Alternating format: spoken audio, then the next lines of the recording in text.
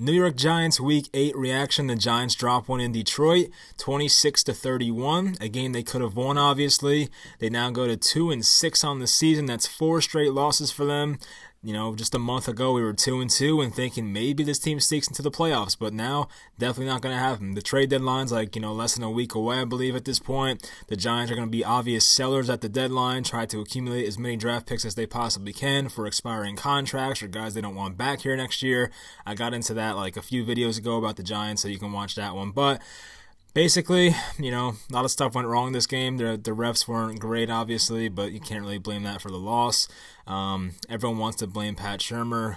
Not going to be me. I mean, he did one thing in this game, or maybe two things, that I did not like in this game, and I'll touch on them as I get into it. So let's get into I guess we'll start with the offense first. So offensively, the Giants had 370 total yards. It's pretty darn good. Daniel Jones had a really nice game in this one, 28 of 41, 322 yards, 4 touchdowns, no interceptions. Had a near interception at one point in this game, but outside of that, had a really good game in my opinion. I think he put the ball on the ground 1 or 2 times, but, the offensive line has to be held accountable as well. Saquon Barkley was bottled up in this game for the most part, did not have a big run, had some, decent gains at some point, but 19 carries, 64 yards. Golden Tate was the clear number 1 receiver on this team, which is honestly what I expected before the season started. That's why I made that whole prediction. I think he's going to be the leading receiver in receiving yards and receptions on this team before the year started, and now it's really coming to fruition. So he had 8 catches and 85 yards in this game. Our rookie wide receiver, Darius Slayton, had 2 touchdowns in this one. Really nice plays, kind of just threw it up to him deep, and just, he went out and got it. They call him Big Play Slay for a reason, not because it rhymes, but, because he does make big plays. He does have some big drops at times too. We saw one at the end of the first half. Obviously could have cost the Giants a field goal there, but for the most part, Darius Slayton had a really nice game in this one. Just had that one mistake on the drop ball. The offensive line allowed 3 sacks, but I think for the most part, the offensive line was not the issue today. I think they played pretty well for the most part. Nate Solder had a couple bad plays in a row with Trey Flowers and allowed him to get to Daniel Jones, but if you go back and watch the game, there were a lot of plays where Daniel Jones had a lot of time to make throws in this one, so it wasn't like he was just under duress the whole game. I think they did a pretty nice job, so I can't really crap on the offensive line too much. They were 7 for 12 on third down conversions. You love to see that. That's a great ratio right there. Daniel Jones' first quarter fumble and the poor effort by Saquon Barkley, so that really annoyed me, honestly. Of course, it was a backwards pass, and of course, it was a fumble. Devon Kennard was all over it and recovered it and put it in, or brought it to the end zone for a touchdown.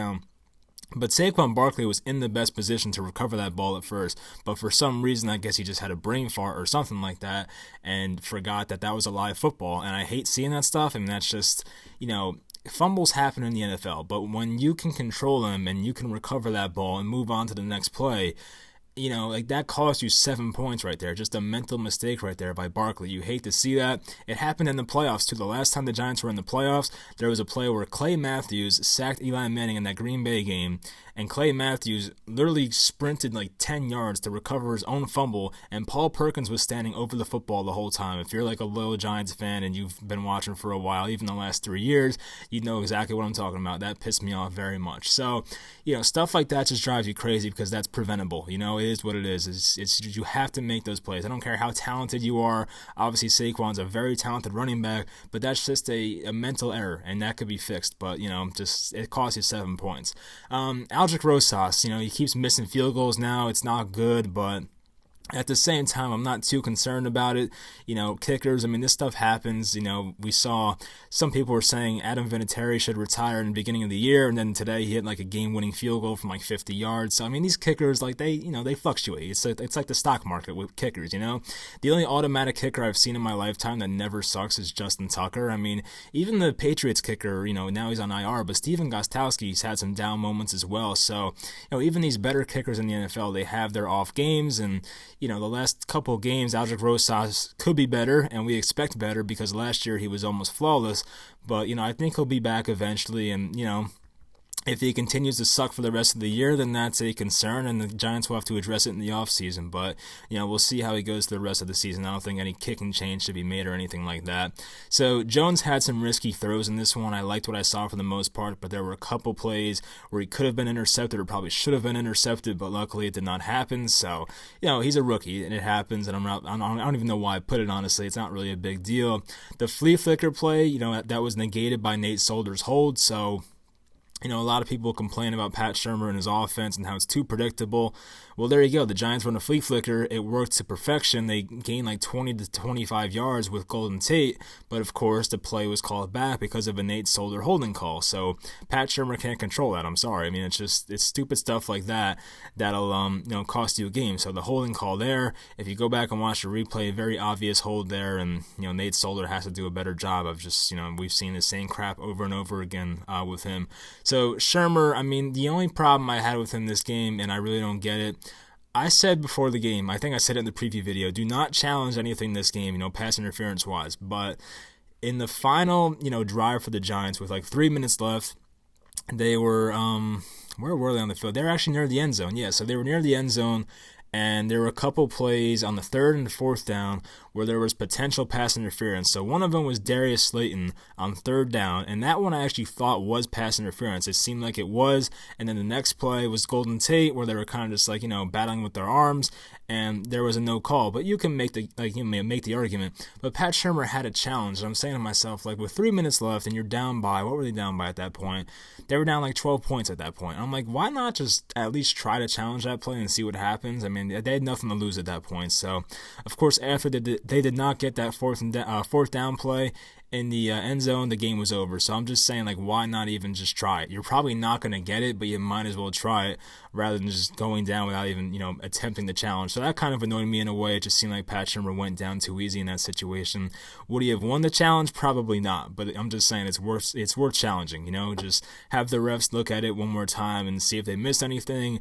It could happen. There's been like one overturned challenge this year for pass interference, but you never know. So it was kind of annoying that he did not do that, but it's not the reason they lost the game, obviously. I'm not saying that. So I think that's pretty much it for the offense. Just an overview real quick. So Saquon Barkley had a good receiving game. Evan Engram got involved, had a touchdown in this one. Golden Tate had a bunch of big catches once again. The offensive line was pretty good for the most part outside of Nate Solder. What else are we missing? Daniel Jones looked really good in this one. Still encouraged with what I've seen from him. Obviously, the turnovers are an issue sometimes and the potential turnovers. But as I said, the moment he started, and I think when I made that video about the benching, I said to you guys, I really don't care when rookie quarterbacks make mistakes. I mean, if they're making them in year 2 and year 3, then it's a concern for me. But right now, I'm just looking for the positives, and whatever we get with Daniel Jones, I will take. And we saw a lot of positives today, so there's a lot to look forward to with him. So that's it for the offense. Now let's jump into that horrific Giants defense. So the defense allowed 375 total yards, which I guess for their standards is not that bad. We've definitely seen worse this year from them. The positive takeaways from this one, of course, the Janoris Jenkins interception on the first drive. Pretty easy interception. I mean, Matt Stafford did not put enough air under that ball. I don't know what kind of throw that was. I don't even think he saw the double coverage, but it was an awful throw, and it really had no chance of being completed. But Janoris Jenkins in the right spot at the right time, which has seemed to happen a few times this year. I think back to the Tom Brady interception on Thursday Night Football. That was like the same situation. Double coverage. It kind of just went right to Janoris Jenkins, and I give him credit because a lot of times we see cornerbacks drop interceptions, but Janoris Jenkins is usually pretty sure-handed with those kind of plays. DeAndre Baker had a lot of nice plays in this one. I can't specifically think of one, but he had, I think, one on Galladay maybe where like down the sideline he made a nice play, but there were like 3 or 4 plays. I'll go over some of them in the film review video of DeAndre Baker making some really nice plays. There was that one play where he blanketed Kenny Galladay very, very well, and Matt Stafford made a pinpoint throw. So I mean, he's been all over guys on defense lately. I mean, DeAndre Baker, of course, had the rough start, but lately he's looked really good, and there were some positives in this game from him, so that's definitely a good thing to look at there. The run defense was pretty good today. I think Dalvin Tomlinson was all over the place. Lorenzo Carter had a nice run stop or 2 at one point, so the run defense was not bad. They rotated like 4 running backs in. They had Ty Johnson, some guy named Trey Carson, Paul Perkins was there, J.D. McKissick. So that's 4 running backs in this whole running back carousel thing that got going on since Kerryon Johnson's injured. So if Kerryon was healthy, I don't know how this game would go, but that wasn't the case. Oh my God, Aaron Rodgers made a freaking ridiculous play. Wow, you guys will see that in the highlights. It was it was Jamal Williams. Wow. That's unbelievable. All right, anyway, back to what I was talking about. So, Dalvin Tomlinson, really good today. He did have the sack, had a couple of really nice run stops, so got to give him credit there. I talked about the idea of him being traded, which is definitely a possibility.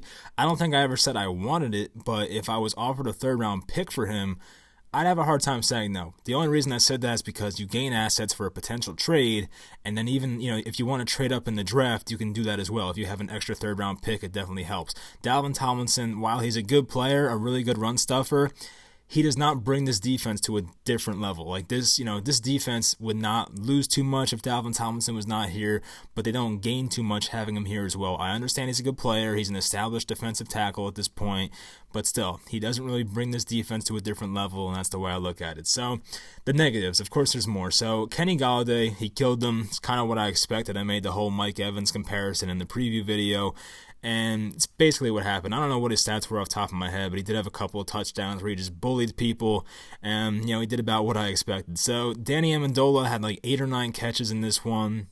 Couple of third down conversions that killed us. Had a 3rd and 15 conversion, I think, early on up the seam on Grant Haley. So, of course, Haley had a tough time in coverage, but it's so hard with Haley because he's such a good tackler. If you watch the games and, you see his run-stopping ability and stuff like that, he's a really good tackler and knows how to stop the run. He definitely knows how to, make tackles and wrap up and all that kind of stuff. If Grant Haley was missing tackles, I think no doubt he'd be out of this lineup by now. But his tackling has been so good compared to these other guys, and I feel like it's hard to take him out of the lineup for that reason right there. Marvin Hall had a 49-yard touchdown. I don't know whose fault it was exactly. I saw Michael Thomas trailing that play, so possibly him. Of course, I'll go over that and try and see exactly what happened, but it pissed me off because even the announcer was saying before the game, Marvin Hall has a career catch, yards per catch of 24 yards or some crazy ass number, and watch for him on the deep ball here, and then what do you know? Deep ball touchdown. If the announcer can call it out, why can't the Giants defense realize hey, this guy is really fast, we have to watch out for him? And of course he just has 5 yards of separation down the field, easy touchdown. That's just annoying, and not something you can put on Pat Shurmur for the 100th time. It's that's James Bettcher right there. It's the Giants' defensive talent. It's Bettcher, and it's the players on defense. I don't know how you can blame Pat Shurmur for allowing a speedster to beat you 49 yards downfield, but if you want to blame Shurmur, that's your problem, not mine. So, terrible roughing the kicker call. It was roughing the punter, basically. At the 2-minute warning in the first half, the Giants would have got the ball back with a 2-minute drill for Daniel Jones. Instead, the Lions got the ball back, and they had a Matt Prater field goal at the end of the half, and it cost the Giants 3 points. So that was a whole turn in the game right there. I feel like that really shifted momentum right there. The Giants they had momentum on their side. That was right after the 2 Darius Slayton touchdowns, and the Giants were coming back. But that whole, I think it was David Mayo who roughed the punter. It wasn't even that bad of a play. I don't know why they even threw the flag. It was stupid, but it was just stupid stuff like that cost the Giants 3 points in this game and definitely some momentum as well. Matt Stafford had no pressure on a lot of throws. I think the Giants sacked him 3 or 4 times in this game, which is nice, but a lot of them were coverage sacks. Not like anyone had a great play. There was one where they sent the corner blitz with Grant Haley. That was some quick pressure and a nice call by James Bettcher, so that one worked. But for the most part, it was a lot of coverage sacks, and of course I'll go over that in the review video. So, what else? So they fell for the trick play with Kenny Golladay at the end. It was a really nice play from Darrell Bevell, their offensive coordinator. So they had a play where they swung it out to, I think, J.D. McKissick. McKissick threw it back, and they had a wide-open Golladay downfield. I think Antoine Bethea and Jabril Peppers fell for that, so I'll go over that play as well. All these negative defensive plays I'll try to go over for you guys. So, yeah, just the same mistakes. We see it week in and week out. Seems like nothing changes with this defense, and I don't think the offense was that bad today, honestly. So, it wasn't nothing's a good loss, but they weren't embarrassed at least. I mean, the Giants did fight hard in this game. Pat Shurmur loves to say, like, oh, we battled, and people are tired of it. But it's true. The Giants did play some competitive football. I'm happy they didn't come out and lose 40-10. I did expect them to lose by 10 points in this game. I came on and said I think 27-17 was my prediction, but the Giants offense played better than I thought they would, so I was happy about that. But they're still competing, and he hasn't lost the locker room yet. But I'll tell you what, I mean, the Giants have the Cowboys coming up next. I think that's a home game. I'm going to look at the schedule real quick. I think that's a home game with the Cowboys. Yes, home game Monday Night Football against the Cowboys. That's always a tough one to lose. And, of course, Dallas is, the superior team right now, unfortunately. And then we have the Jets. It's at the Jets, but, of course, MetLife Stadium. So if the Giants lose those two games going into the bye and lose 6 straight, that's not good. And, I did say I don't think Pat Shurmur's getting fired in the middle of the season. I still think that's highly unlikely. But if those are ugly losses, you never know. I mean, they might just pull the plug and say, look, we've had enough of this. And I think if they get blown out and the defense is the main culprit for that in those next 2 games, I think James Bettcher might be gone during the bye week. That's definitely a possibility. Not saying it's going to happen, but if it does, I mean, if the defense sucks really badly and they're just not making any progress, it might be time to say goodbye to James Bettcher. I really don't know, but I don't think their intentions right now are to fire anybody. I know all the the Twitter GMs want to fire Shurmur after every game and they think that'll solve every problem, but that really won't really do anything in my mind, especially for this season, because all right, you fire Shurmur now, who are you going to put in, Mike Shula? What is that going to do at this point? It really makes no sense to me. So I don't know. You have to play it out, and until Shurmur loses the locker room, I don't see him leaving. At least they were competitive in this game, so that's something to look up towards. I mean, it's not like the Ben McAdoo days where guys were getting suspended for for altercations and stuff like that. So it's not at that level yet, but if it does get to that, then you never know. Pat Shurmur could definitely be out of here. So I think he'll finish the year, just like I said last week, but you never know. So 4 straight losses. They're probably going to lose next week. It'd be nice if they beat the Cowboys at home, obviously, but I'm just being realistic. I think the Jets game, they could definitely win that one, so they might be 2-7 next week, and that's definitely not what we're hoping for. I mean, it sucks because the last 3 years, the Giants' season's been over, before November even starts, and it's we can't even enjoy November and December football anymore, and it's just become the norm for Giants fans. It's just been losing's kind of the norm here, and it's sad because especially growing up, the Giants were that franchise that just had so much pride and just did not take losing as an option. But here we are, 3 straight seasons in a row, starting what was it? At this point, it was 2-6 this year. They were 0-7 last year, 0-8. Heading into the bye, they beat the Niners, I think, for their first win. It was very ugly last year, and then 3 years ago or 2 years ago, whatever it was, they had that rough start in a 3-13 season. They started 0-5. I think they beat the Broncos in Monday Night Football or some crazy win Sunday Night Football, but basically, what I'm trying to say is the last 3 years have had very, very rough starts, and then the Giants at the end of the year usually play better, and it might be that way again. I really don't know, but if they win 3, 4, 5 games again this year, I don't know what's going to happen. Guys might get fired. I'm not sure what's going to happen at this point. I don't know what their plan is. I don't know if they want to give Shurmur and Gettleman one more year. I think that's the most fair thing to do. While I don't like Gettleman and don't want him to have all this money to sign free agents that he does not have a good history with, obviously. I mean, the Marcus Golden fine was great, but outside of that, has not had many great free agent acquisitions, so I don't really trust the guy too much, but I hope he proves me wrong. And, Pat Shurmur, I think, should get one more year because Daniel Jones is his quarterback. And that's another thing. What if they bring in another head coach and the new head coach doesn't want Daniel Jones? He's just going to throw out Daniel Jones after 1 year? This coach and quarterback are tied together. So if you want it to work, I say give it one more year. So I don't know. We'll see where the Giants' heads are at after after the bye week, or during the bye week, I should say. We'll see how these next 2 weeks go. They might win the next 2. You never know. So I think that's it for this video. So if you made it to the end, I appreciate it. I will talk to you guys for the review video, and I think that's it. So I'll talk to you guys next time.